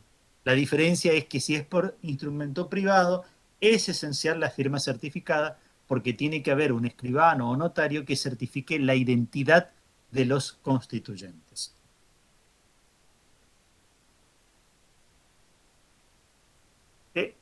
¿Cuáles son, qué datos tiene que tener este instrumento constitutivo? Tiene que tener el nombre, la edad, el estado civil, la nacionalidad, la profesión, domicilio y número de documento de los socios. Agrego algo más que hoy es imprescindible: la CUIL o el QUIT, como se dice. Eso es indispensable. Y para aquellos que quieran tener una sociedad y están en un régimen de monotributo y quieren ser parte de una sociedad, les aviso que tienen que recategorizarse. Tiene que pasar al régimen Profe, autónomo. ¿cuál es Razón, sí, cuál es la diferencia entre quit y quill? la CUIL es el Código Único de Identificación Laboral, CUIL, la CUIL. Y el QUIT es el Código de Identificación Tributaria. Por ejemplo, una persona en relación de dependencia, si no tiene actividad comercial propia, va a tener la CUIL, la que le otorga la ANSES. Uno entra en el registro de la ANSES, carga los datos personales y uno tiene una CUIL. CUIL, C-U-I-L. En cambio, si pretende tener una actividad económica, ya sea como en el régimen de monotributo, en el régimen de autónomo, tiene que tener CUIT, Código de Identificación Única Tributaria, y eso lo otorga la Administración Federal de Ingresos Públicos. ¿Se entendió? Ah, bien, gracias. Sí, profe. Bueno, la otra exigencia que tiene que tener el contrato constitutivo es la razón social o la denominación y el domicilio de la sociedad. La designación de su objeto, que debe ser preciso y determinado. El tema del objeto en el caso de las sociedades tiene, tiene una cierta amplitud y una cierta flexibilidad. Eh, y es una de las cuestiones que más tienen que ser estudiadas. Porque una vez que se inicia el trámite y se obtiene la inscripción, recuerden, no requieren ser autorizadas por el Estado, sí tienen que tener inscripción ante el Estado. Ocurre de que tienen que tener cuestiones nucleares, nodulares del objeto y ciertas cuestiones que se vinculen con el objeto principal para poder tener la amplitud y la flexibilidad para el desempeño y el desarrollo de esa actividad comercial. Si no, puede ocurrir en la insuficiencia del objeto. Y esto es un inconveniente que solamente puede ser subsanado mediante una reformulación de todo el proceso administrativo, y lo cual los puede colocar en una situación de incomodidad porque es como volver a hacer todo el trámite de nuevo. El capital social, que es otro requisito, que deberá ser expresado en moneda argentina y la mención del aporte de cada socio. En el caso de las unidades unipersonales, el capital deberá ser integrado totalmente en el acto constitutivo. ¿Podemos seguir a la otra, Filmina? Bien, algo que ustedes ya vieron hasta el momento también, plazo de duración debe ser determinado. Y como ocurre con las asociaciones y con las fundaciones, se establece el gran objetivo de los 99 años. En la mayoría de las circunstancias se colocan así. Después, ¿qué tiene que tener?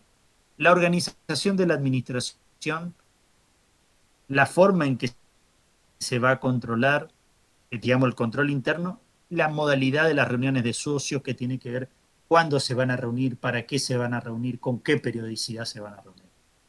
Y esto tiene una flexibilidad que se aleja de las exigencias que tienen las asociaciones y las fundaciones, porque estamos en el ámbito de lo más privado, de lo más particular, donde aquí lo que hace es la autoridad es hacer un visado técnico.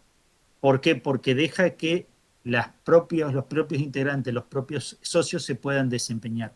Y en tema de sociedades, cuando hay conflictos, lo que prevalece es que primero tienen que producirse el agotamiento de todos los mecanismos o acciones internas entre socios para subsanar la situación conflictiva, y cuando eso se frustró o no logró sus propósitos, recién se entra en la fase de la judicialización. En el ámbito de la justicia son muy rigurosos en si se agotó o no el ámbito de la resolución interna de los conflictos en las sociedades comerciales. Luego, otro requisito, las reglas para distribuir utilidades y soportar las pérdidas.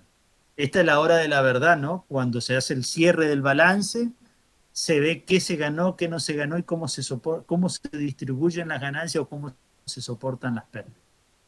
Las cláusulas necesarias para que puedan establecerse con precisión los derechos y obligaciones de los socios entre sí y respecto de terceros, y las cláusulas atinentes al funcionamiento, a la disolución y a la liquidación como toda sociedad.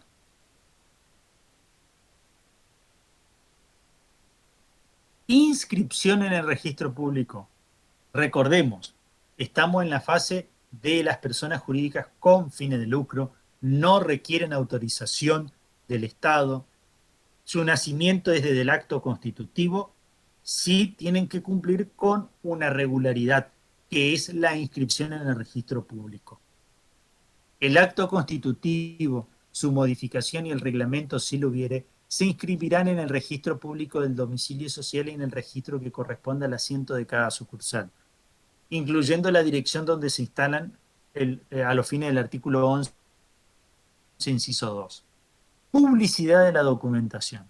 Esto es importante. Esto, digamos, acá está la importancia de la inscripción, porque cuando se suscitan problemas entre los socios y los socios no tienen documentación para acreditar su condición de tal, la forma que tienen de recurrir su condición de socio es pidiendo al registro público un informe de su condición, de la inscripción, de los antecedentes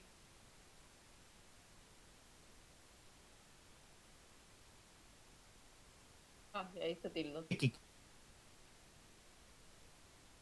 quedan en el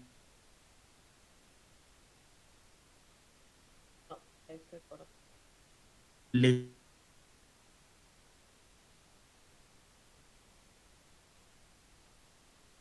No, ahí se le cortó. Bueno, vamos a continuar entonces.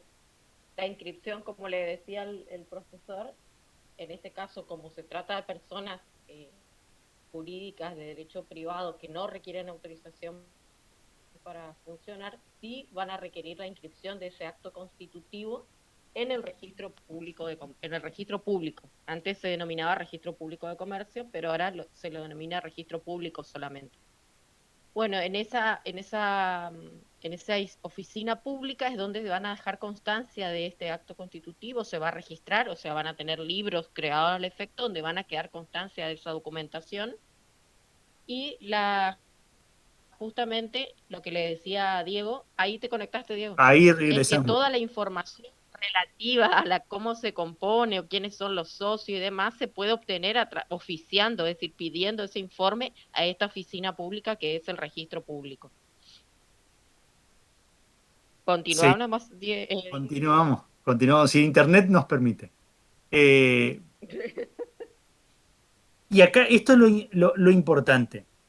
La sociedad solo se considera regularmente constituida con su inscripción en el registro público. Esto es cuando la inspección de personas jurídicas y registro público emite una resolución que dice la sociedad tal, constituida por tales integrantes, ha reunido la documentación necesaria y se la inscribe en el tomo tanto, en el folio tanto del protocolo de la inspección de personas jurídicas correspondiente a las sociedades comerciales.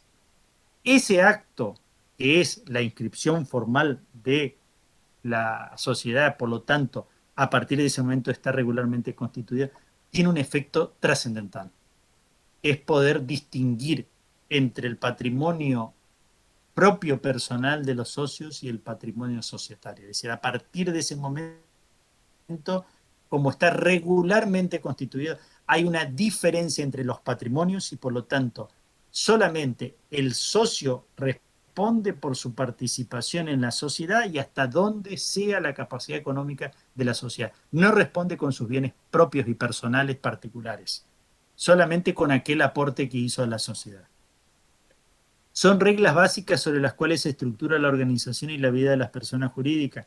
El objeto, el nombre y domicilio de la persona jurídica. Verán que, como decía la profesora Rosana, volvemos al inicio del capítulo. Estamos hablando de los atributos, las características esenciales. Sea una persona humana, sea una persona jurídica, es indispensable que tengan estos datos de individualización.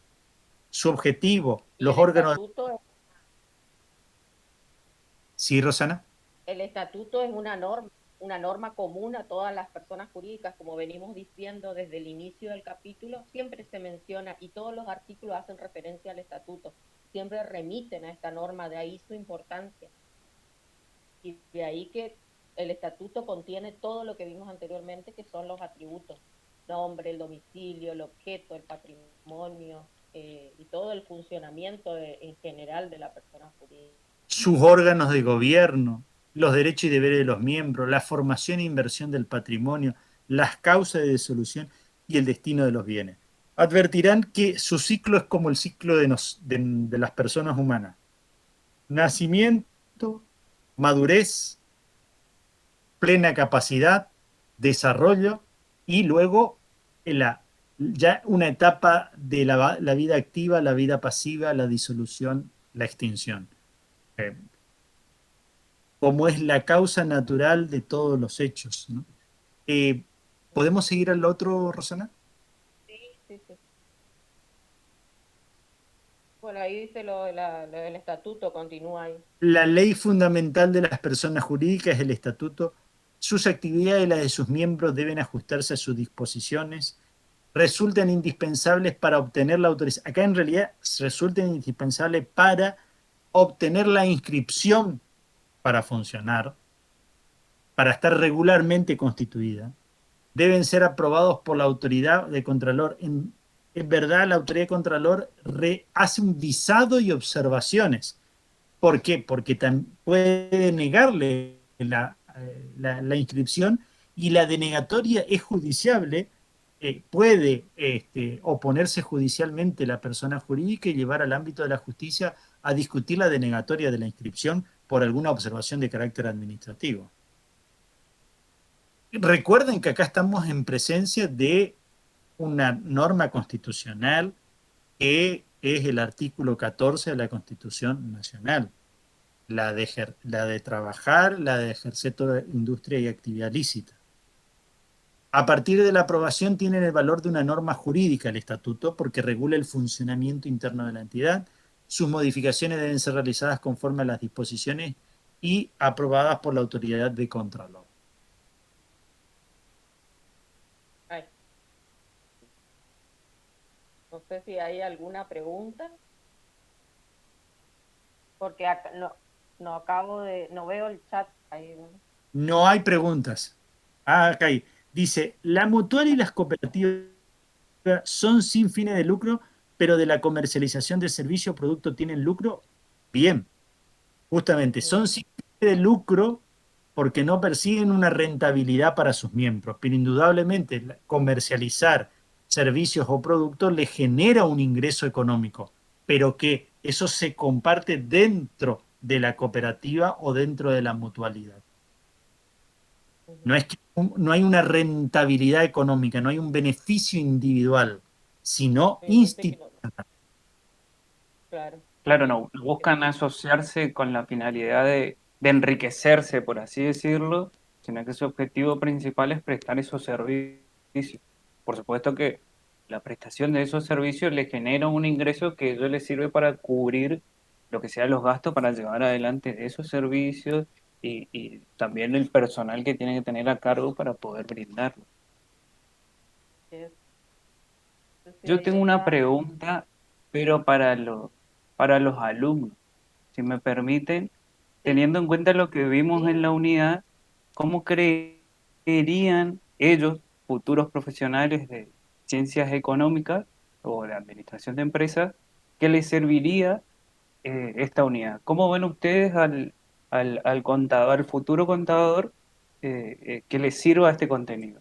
¿Qué pueden o qué creen ustedes que el contador podría realizar teniendo en cuenta la persona jurídica que venimos viendo? A ver si A ver alguien si, activa el micrófono a ver mejor. si alguno se anima. Anima a ver qué importancia, o sea, cuál es la importancia en todo caso desde el punto de vista práctico de esta unidad para su futuro ejercicio profesional. A ver quién, o si alguien ya tenía una idea, o a lo mejor alguien tiene una experiencia laboral también, porque estamos frente a personas que quizás estén trabajando en Ahí, alguna zona ahí jurídica. Camila Molina hace una pregunta, digamos, contesta de forma de pregunta, dice, repartición del patrimonio. Sí, efectivamente podría ser la tasación del patrimonio a los fines después de su distribución en un caso de liquidación, podría ser una de las alternativas o algunas de las actividades de un profesional de las ciencias económicas, por supuesto. O intervenir en los órganos de fiscalización cuando se hacen las auditorías, a veces auditorías externas también. O en el caso de la liquidación, como habíamos mencionado en la clase anterior, es un proceso estrictamente técnico, o sea que requiere necesariamente de profesionales del área de las ciencias económicas para poder intervenir en ese proceso. Es Si alguien más, trascendental el aspecto del asesoramiento contable, tributario y fiscal hoy día. Es indispensable. Volvemos a exhortarle a los alumnos que piensen que el día que se reciban y empiezan a iniciar su actividad profesional, intenten hacerlo de manera interdisciplinaria. Van a advertir los beneficios que eso implica. Es decir, digamos, hay ciertos perfiles que son afines a ciencia económica, la administración de empresa, finanzas, economía, pero también hay otras ramas que a veces uno las mira a mediana distancia, que son abogados, ingenieros, escribano, los escribanos también escribanos. en esta parte de instrumentación, sí. La instrumentación es clave porque muchas veces uno puede tener la mejor idea puede tener una gran proyección, un gran borrador de ideas, pero eso cuando pasa por el filtro de un escribano, advierte una cierta de circunstancias que necesitan ser modificadas, enmendadas, y en el medio hay tiempo vital que se pierde por no trabajar muchas veces interdisciplinariamente. Por eso los Claro, exhortamos sí, en ese sentido. sí, sí, sí. Y bueno, y creo que eso es la falencia quizá en nuestra formación de grado, cuando no teníamos esa mirada del ejercicio profesional relacionado con otras profesiones, sino una mirada muy aislada, como de qué va a hacer el abogado, y esa formación nos faltó, y creo que ese darnos cuenta nos pasó recién de recibidos. Por eso qué importante también saber que las profesiones hoy en día, cualquiera sea, no solo la del ámbito de las ciencias económicas, sino cualquier tipo de profesión, en forma aislada no se puede intervenir. Es necesario siempre el acompañamiento, una visión más integral de las problemáticas, si se trabajen en problemas sociales, jurídicos, económicos, lo que fuera, es necesario esa mirada, digamos, Ro- Ro- interdisciplinaria. Rosana, me animo a plantear lo siguiente. Con el mismo cuestionario, 4 o 5 preguntas elementales, ponemos a consideración alumnos de ciencia económica. Y la primera pregunta, ¿cuáles son los tipos de sociedades de la Ley General de Sociedades? Uno revisa la ley, ta, ta, ta. ¿Cuáles son los requisitos? Ta, ta, ta. ¿Cómo es el procedimiento para la iniciación de una sociedad? Ta, ta, ta. Investigue cómo es el trámite. Las mismas preguntas las trasladamos a estudiantes. Pensemos en la materia sociedades, civil, comercial 1, comercial 2, comercial 1 de la Facultad de Derecho, con las mismas preguntas. Es muy probable que las respuestas sean diferentes. Y que si tenemos que hacer un simulacro de trámite, el estudiante de ciencia económica lo inicie de un modo y el estudiante de abogacía lo inicie de otro modo. Pero va a haber un punto tal que los dos se van a encontrar que no pueden avanzar. ¿Por qué? Porque el trámite para habilitar una sociedad, para iniciar los trámites de una sociedad, está combinado por los dos elementos. Hay cuestiones jurídicas y hay cuestiones contables.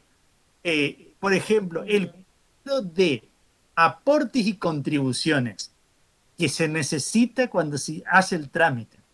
Pongo la mano en el fuego de que nosotros los abogados no nos enseñan en la facultad, no sabemos cómo hacer ese cuadro. Y el estudiante de ciencia económica, sí. Cierre de balance, Diego. Claro, cuestiones que son técnicas que no nos tenemos la preparación. Acá justo Juan Ignacio pregunta qué profesión tiene preponderancia. Y creo que con lo que vos decís, Diego, va a haber aspectos que son propios de lo jurídico, otros propios de las ciencias económicas, lo contable. Lo importante es la integración de esos conocimientos y trabajar en forma mancomunada para lograr, digamos, el mejor servicio, digamos, a los Por, clientes pa- en el para, futuro. para dar un ejemplo, supongamos un estudiante de abogacía, dice, se termina el trámite con la resolución de inscripción, contento. ¿Puede empezar a funcionar la sociedad? No, porque hay que hacer el alta del quit, donde si Claro. usted, O sea, un abogado no tiene... cada Claro, uno va a poner el foco de atención en aquello que a le eso enseñaron, digamos, para lo que fue. Por eso es necesario la integración de las dos visiones, digamos, ¿sí? No no hay sé si y respondiendo a la ahí pregunta, Ignacio, no hay preponderancia. No hay preponderancia de claro, uno u no gracias. Otro, claro, ahí debe haber una integración de los saberes, digamos, para poder llegar a cumplir, digamos, un trámite determinado. Quizá en algunos aspectos, como vos decís, sean cuestiones contables, otros aspectos son jurídicos, pero en definitiva todo se tiene que integrar. No hay una profesión que prevalezca, digamos, en este sentido. Bueno, no sé si hay otra pregunta, alguna otra consulta, algo de la unidad que hasta aquí Sí, por ahí, desarrollamos. si por ahí no hay consultas de la unidad en particular, hoy más temprano habían consultado por algunas cuestiones del trabajo práctico. Por ahí Bueno, si voy a alguno dejar de tiene, compartir para... sí, sí, voy a por dejar de ahí si alguno compartir. tiene duda en ese sentido, también es importante que la podamos canalizar en este momento. Entonces, también sirve como una forma de ejercitar de cara al segundo trabajo práctico y también del examen parcial. Estuve viendo, bastante accesible, digamos, fueron las preguntas. En definitiva, era concreto, digamos, a lo que habíamos visto en las dos primeras unidades. O sea, no sé si alguien quiere hacer algún aporte, qué impresión, cómo les fue en el trabajo. Alguno de los alumnos que quiera comentarnos. ¿Les resultó accesible? ¿Pudieron hacerlo? ¿Les resultó dificultoso? Había un alumno que al comienzo tenía la intención, el propósito de hacer una pregunta. Quizá no esté, no vi, no alcancé a ver. Creo que superamos el umbral de la atención. Hice, ya. Sí, no sé quién habla. Marcelo le habla. López. Ah, Le decía que Marcelo, para sí, mí sí, me te resultó escuchamos. accesible el examen, solamente la última pregunta tenía como algo engañoso, digamos, que era verdadero o falso, y si no prestaba atención a toda la definición, podría haber cometido algún error. Ujú. Pero con el material del material del PowerPoint y la clase, pudiste resolver las preguntas, pudiste hacerlo. Sí, sí, sí, sí, sí, sí. ¿El material te resultó suficiente para poder Sí, sí, responder? sí. Ujú, está. Bueno. Una cuestión, por ahí la pregunta sí era una definición en particular y cambiaba solo una palabra de la definición original, que era el concepto de ley, me parece, si no me equivoco. Entonces, por Sí, ahí A mí me pasó lo rescatar mismo. esto que dice Marcelo, ¿no? La importancia